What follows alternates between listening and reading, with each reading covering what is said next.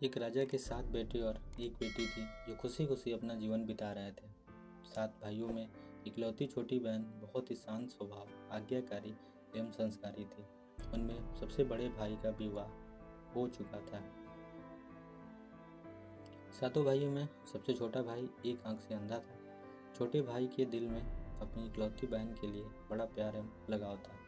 एक दिन बड़े राजकुमार अपनी पत्नी और छोटे भाइयों को साथ लेकर अपने खेतों में काम करने चले गए।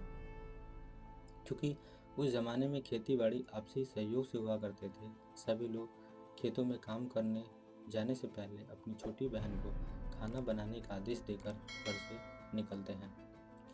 सातों राजकुमार की बहन अकेले घर पर खुशी खुशी सबके लिए खाना बनाने के लिए जंगल से सरौटी साग को तोड़कर लाती है और बड़े प्यार से सरौटी साग की सब्जी बनाने से पहले बैठी सब्जी या फल काटने औजार से साग को काटने लगती है। इसी दौरान वह अपनी उंगली भी काट बैठती है।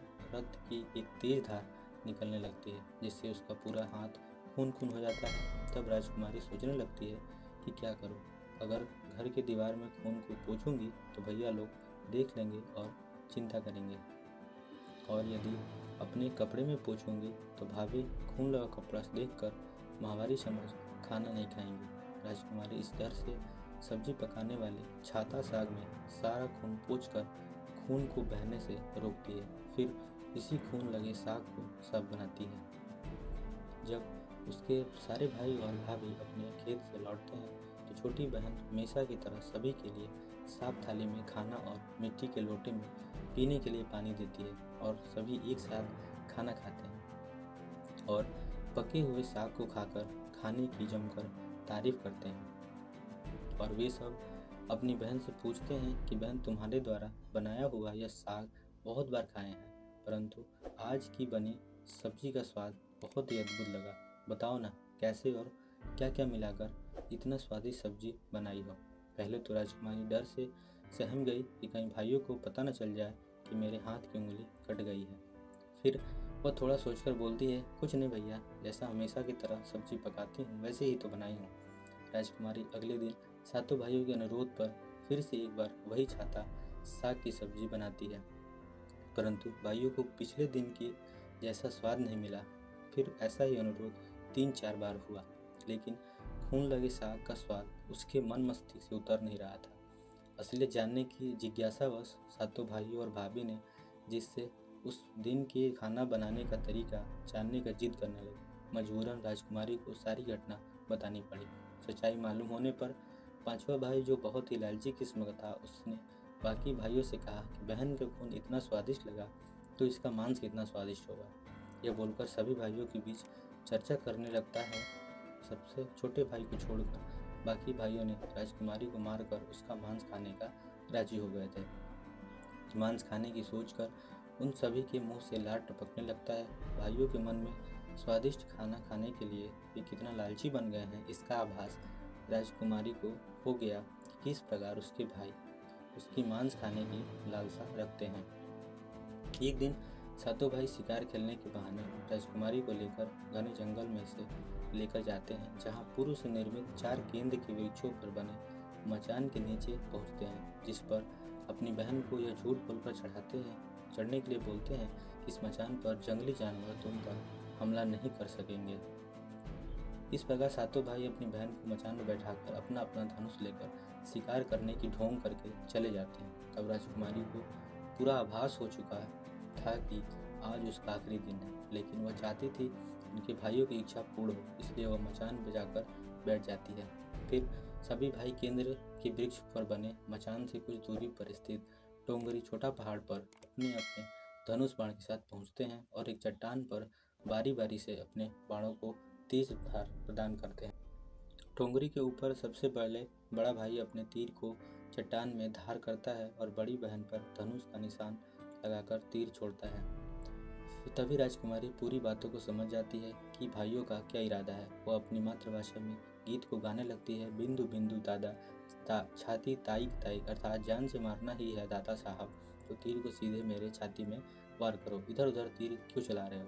फिर सभी भाई बारी बारी से अपने तीर के धार को तेज करके और राजकुमारी पर निशाना लगाकर तीर को छोड़ते हैं। 6 भाई का निशाना खाली जाता है और 7वां भाई जो सबसे छोटा था वह तीर चलाने से इनकार कर देता है, क्योंकि अपनी छोटी बहन से बहुत लगाव था और धनुष बाण चलाने में सातों राजकुमार में सबसे निपुण था। राजकुमारी जानती थी कि उनके 7 भाइयों में सबसे छोटा भाई दादा बाकियों की तरह लालची नहीं है। 6 भाई छोटे भाई पर पूरा दबाव डालते हुए आदेश देते हैं कि अगर वह तीर नहीं चलाएगा तो बहन की तरह उसे भी मार देंगे। फिर छोटा राजकुमार उदास मन से तीर को थोड़ा ही धार कर दूसरी दिशा में तीर छोड़ने की कोशिश करता है और तीर को धीरे से छोड़ता है। राजकुमारी हर बार की तरह इस बार भी वह गीत गाती है, बिंदु दादा छाती ताई ताई। इतने में छोटे भाई का तीर सीधे राजकुमारी के सीने को भेद देता है और राजकुमारी की आत्मा शरीर से अलग हो जाती है और उसकी आत्मा उसी स्थान पर भटकने लगती है। तभी वह देखती है कि उसके शरीर का मांस खाने के लिए उसके भाई कैसे लालच करते हैं और सबसे छोटे राजकुमार को जबरदस्ती मार पीट कर उसके शरीर को काटने का आदेश देते हैं। बहन के मांस को पकाने के लिए बहुत सारी सूखी लकड़ियाँ लाने के लिए छोटे राजकुमार को जंगल भेजा जाता है। छोटा भाई जंगल में खोज कर ढेर सारा लकड़ी जमा करता है और सोचता है कि कैसे इतना सारा लकड़ी को ले जाऊंगा। दादा को रस्सी दिए हुए हैं जो भी 7 टुकड़े में दिए हुए हैं। उन्हें जोड़ने पर भी यह रस्सी इन लकड़ियों को नहीं बांध पाएगा। देर होने के डर से राजकुमार उदास होकर रोने लगा और उसकी आंखों से आंसू धरती में गिरने लगता है।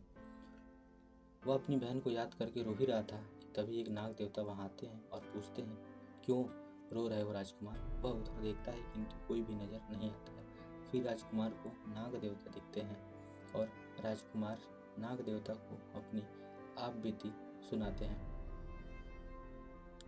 फिर नाग देवता उसे कहते हैं कि मैं लकड़ी की रस्सी की भांति लिपट जाता हूँ और तुम जैसे ही लकड़ी वहाँ रखोगे मैं धीरे से निकल जाऊंगा। और राजकुमार ऐसा ही करते हैं।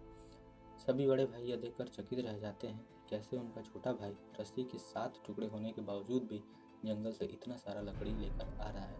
तत्पश्चात वे लोग अपने छोटे भाई को पानी लाने के लिए एक बड़ा घड़ा में 7 छेद कर भेज देते हैं। छोटा राजकुमार पानी लाने के लिए दांडी छोटा कुआं में जाता है और घड़े में पानी भरता है, परंतु उसमें छेद होने के बाद सारा पानी गिर जाता है और राजकुमार वहीं बैठकर सोच कर रोने लगता है और कि बिना पानी के वापस जाऊंगा तो बड़े भैया लोग मारपीट करेंगे।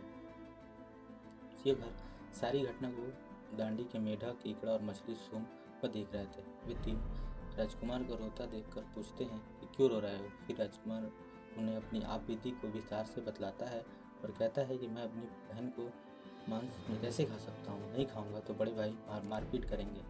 तब मेढक कहता है तुम परेशान मत हो। हम सब मेढक गड़ा के छेद में चिपक जाते हैं। फिर मछली और केकड़ा बोलते हैं कि तुम हमें लेकर चलो। तुम्हारे भाई जब राजकुमारी के मांस खाएंगे तुम मछली खाना और जब वो हड्डी को खाएंगे तब तुम केकड़ा को खाना। बड़े भाइयों को शक नहीं होगा। फिर राजकुमार ने बिल्कुल वैसा ही किया जैसे केकड़े और मछली ने कहा था। रात को जब राजकुमारी का पका हुआ मांस खाने को परोसा गया तो बड़े भाई से छुपा कर वह मांस को दीमक के टीहले में डाल देता है और समय बीतने पर वहाँ बांस का एक बड़ा बुदा झुंड उगता है। इस घटना के वर्षों बाद एक भीख मांगने वाला जोगी उसी बासौंदा के पास से गुजर रहा था और वह सुंदर सुंदर बांस के बुदा को देखकर सोचता है कि अगर इतने सुंदर बांस से इंद्रापाद यंत्र बनाया जाए तो कितना सुरीला धुन निकलेगा। उसी क्षण बांस से आवाज आती है, न काट रे जोगी, ये तो लागे मोर भैया रोपल बांस। जोगी फिर वही बांस को काटता है। जोगी इस उद्देश्य से एक मोटा बांस का टुकड़ा काट कर ले जाता है कि इस बांस का आवाज़ इतना सुंदर है, यदि केंद्रा बनाएंगे तो कितना मधुर आवाज़ निकलेगा। और जोगी इस बांस से एक सुंदर केंद्रा का निर्माण करता है। इस केंद्रा से जहाँ इतनी मधुर आवाज़ निकलती है कि जोगी जहाँ जहाँ जब बजाता सब लोग मंत्रमुग्ध हो जाते। एक दिन जोगी घूमते घूमते बड़े राजकुमार के घर पहुँचता है और अधिक धन के लालच में जोगी जोर जोर से केंद्रा बजाना शुरू करता है, परंतु इस केंद्रा का मीठा सुरीला स्वर कर्कश हो जाता है। तब भी जोगी कुछ नया धुन बजाने की कोशिश करता है। बार बार एक ही धुन निकलता है, न बाज रे केंद्रा, ई तो लागो मोर दुश्मन का घर। बार बार यह धुन निकलने पर बड़ा राजकुमार मार पीट कर जोगी को अपने घर से भगा देता है। ऐसे ही घूमते घूमते जोगी हर भाइयों के घर जाता है, लेकिन हर बार की भांति वही धुन ना बाजरे केंद्रा तो लोग लागू मोर दुश्मन का घर बजता है। यह धुन सुन सारे भाई जोगी को डांट डांट कर भगा देते हैं। सबसे अंत में जोगी सबसे छोटे राजकुमार के घर पहुंचता है। छोटे भाई के घर के आंगन में प्रवेश करते ही केंद्रा खुद ही बजने लगता है, जोर जोर से बाजरे केंद्रा तो लागू मोर छोटे भैया का घर। बहुत ही मधुर मीठे स्वर की धुन सुनकर छोटा राजकुमार चंद्रकार मोहित हो जाता है और धुन सुनकर छोटे राजकुमार से रहा नहीं गया और जोगी से केंद्रा की मुंह मांगी सोने की मोहरें देकर उसे खरीद लेता है तथा जोगी को अच्छे से मेहमान नवाजी कर अच्छे से विदा कर दिया जाता है। धीरे धीरे समय बीतता है और छोटे राजकुमार अपने काम से कुछ दिनों के लिए बाहर जाते हैं। वो वापस लौटता है, देखता है कि उसका कमरा बहुत ही सुंदर ढंग से सजा हुआ है, उसके घर के सारे बर्तन अच्छे तरीके से रखे हुए हैं। तब छोटा राजकुमार सोचता है कि हमेशा मेरे कम साफ सफाई घर के नौकर करते हैं, लेकिन कभी भी इतना सुंदर सजाया नहीं गया। फिर राजकुमार अपने नौकरों से पूछताछ करते हैं कि मेरे कमरे को इतना सुंदर किसने सजाया है। नौकरों के मना करने पर राजकुमार सोचते हैं शायद कोई भाभी आई होगी और मेरे कमरे को सजाकर गई होगी। जब भी राजकुमार घर से बाहर काम के लिए जाते, यही घटना बार बार देखने को मिलती और लगातार होने के कारण राजकुमार के मन में जानने की जिज्ञासा मरने लगी, आखिर मेरे घर को इतने ढंग कौन सजावट करता है। अपने भाइयों तथा भाभीयों से पूछता है, वे लोग साफ मना कर देते हैं।